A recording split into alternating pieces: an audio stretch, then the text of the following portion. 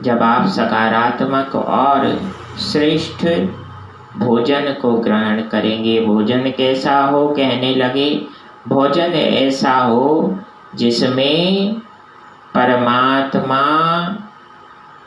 को भोग लगाने योग्य पदार्थ हो। अब विचार मन में आएगा, क्या 56 भोग ही भोजन है और कुछ भोजन नहीं है? साधारण खिचड़ी भी भोजन है, बशर्ते हमारा भाव पवित्र हो। जैसा भाव होगा वैसी ही स्वीकार्यता भगवान की हमारे द्वारा परोसे गए, प्रदान किए गए भोग में होगी।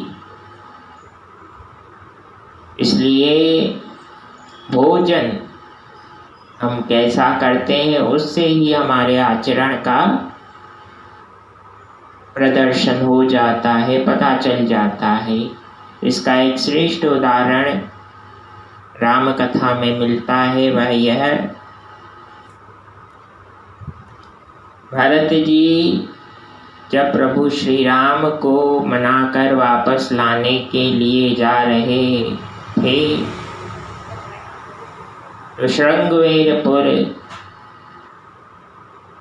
के राजा निषाद राज गुह ने भरत जी की परीक्षा लेने का निश्चय किया। वह परीक्षा किस प्रकार से हुई? 3 कहारों में, 3 बड़े बड़े टोकरों में विभिन्न प्रकार की अलग अलग सामग्री हर टोकरे में रखी गई। सतोगुणी, रजोगुणी, तमोगुणी वस्तु। अब ये भोजन के अलग अलग प्रकार की वस्तुएं रखने का क्या कारण था? आगे जब आप श्रवण करेंगे तो आपको मूल कारण भी पता चल जाएगा।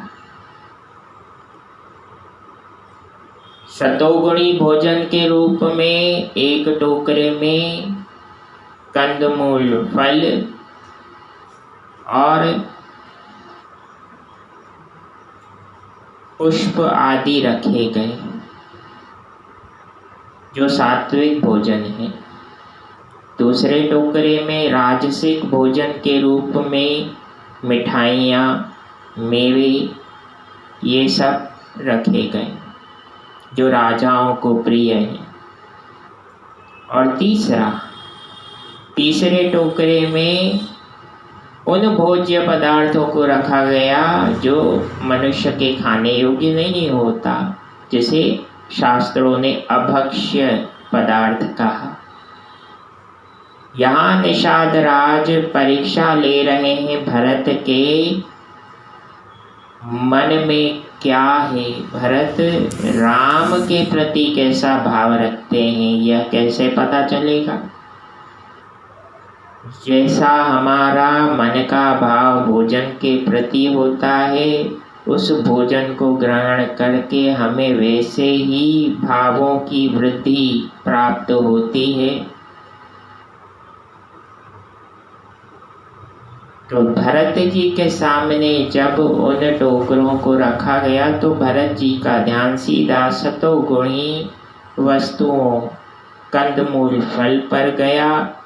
और भरत जी कहने लगे कि वनवास के दौरान श्री राम इन्हीं वस्तुओं का उपयोग करते होंगे और हम तो उनके सेवक हैं, और सेवक स्वामी की आज्ञा में रहता है, इसलिए हमारे उपयोग में तो यही सात्विक फल है। जब भरत जी ने यह कहा तो निषाद राज दौड़कर भरत जी के चरणों में अपना मस्तक रख देते हैं, दंडवत प्रणाम करते हैं भरत को और कहते हैं, भरत जी मुझसे तो महान पाप होने जा रहा था। मैं तो आपको श्री राम का शत्रु मान बैठा। अब आप विचार करें कि कितना बड़ा अपराध करने जा रहा था। भरत जी मुस्कुराकर निषाद राज को हृदय से लगाते हैं और कहते हैं, भाई संसार में व्यक्ति का आचार विचार, उसके भोजन और उसके सात्विक, राजसिक और तमोगुणी व्यवहार से ही ज्ञात होता है। किंतु प्रायः वर्तमान में हम यह नहीं जानते, लेकिन फिर भी भगवान ने जो नियम बनाया है तो उसका निर्धारण आज भी उस हिसाब से हो सकता है।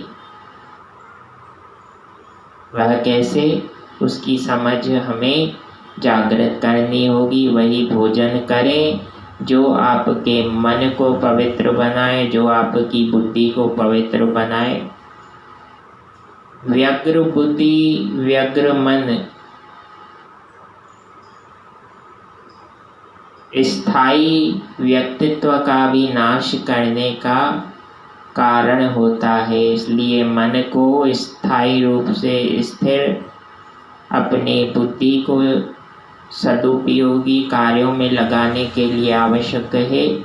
सात्विक भोजन की ओर हम बढ़ेंगे तो निश्चित रूप से हमारे जीवन में सहज लक्ष्यों की प्राप्ति होना आसान होगा, इसमें कोई संदेह नहीं।